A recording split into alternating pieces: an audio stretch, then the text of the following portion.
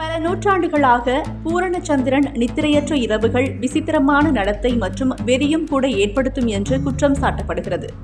ஆனால் இந்த கதைக்கு ஏதாவது உண்மை இருக்கிறதா? நிலவு நம்மை நேரடியாக பைத்தியமாக்குவதில்லை. அது நமது தூக்கத்தில் ஒரு சிறிய ஆனால் அளவிடக்கூடிய தாக்கத்தை ஏற்படுத்தக்கூடும். பல ஆய்வுகள் பூரணச்சந்திரனை ஒட்டிய நாட்களில் மக்கள் சராசரியாக 20 நிமிடங்கள் குறைவாகவே தூங்குகிறார்கள். தூங்க ஆரம்பிக்க நீண்ட நேரம் எடுக்கிறது. மேலும் ஆழ்ந்த சக்தியூட்டும் தூக்கத்தில் குறைவான நேரத்தையே செலவிடுகிறார்கள் என்று கண்டறிந்துள்ளனர். அப்படியென்றால் காரணம் என்ன? அது மாயமல்ல, ஒளிதான். மாலை நேரத்தில் வானத்தில் பிரகாசிக்கும் பூரணச்சந்திரன் உங்கள் உடலின் உள்ளார்ந்த கடிகாரத்தை உண்மையில் தாமதப்படுத்தும். உங்கள் உடலுக்கு படுக்கை நேரம் என்று சைகை செய்யும் மெலடோனின் இயக்குவிப்பை குறைக்கிறது.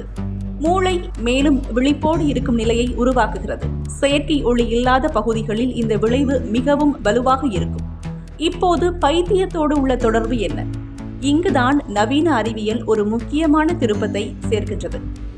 தூக்கமின்மை மன ஆரோக்கிய சவால்களுக்கு ஒரு சக்தி வாய்ந்த தூண்டுதல் என்பது எங்களுக்கு நிச்சயமாக தெரியும்.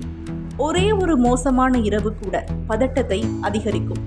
மேலும் தொடர்ச்சியான தூக்கம் கெடுவது மனச்சோர்வு, தற்கொலை எண்ணங்கள் மற்றும் இருமுனை மனக்கோளாறு போன்ற நிலைகளில் தீவிரமயமாதலுக்கான அபாயத்தை அதிகரிக்கும்.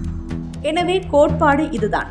நிலவு ஒரு சிறிய தூக்க இழப்பை ஏற்படுத்தினால் ஏற்கனவே பாதிக்கப்படக்கூடிய நிலையில் இருக்கும் ஒருவர் அதிகம் பாதிக்கப்படலாம். இருப்பினும் ஆராய்ச்சியாளர்கள் ஆயிரக்கணக்கான மருத்துவமனை அனுமதிகளை பார்க்கும் போது பூரணச்சந்திரன் மனநோய் நெரிசல்களை ஏற்படுத்துகின்றது என்பதற்கு நம்பகமான ஆதாரங்கள் எதுவும் இல்லை என்பதை காண்கிறார்கள். சில உள்ளூர் ஆய்வுகளில் காணப்படும் எந்த சிறிய விளைவுகளும் பெரும்பாலும் கலாசார காரணிகள் அல்லது மருத்துவமனை நடைமுறைகளால் விளக்கப்படுகின்றன.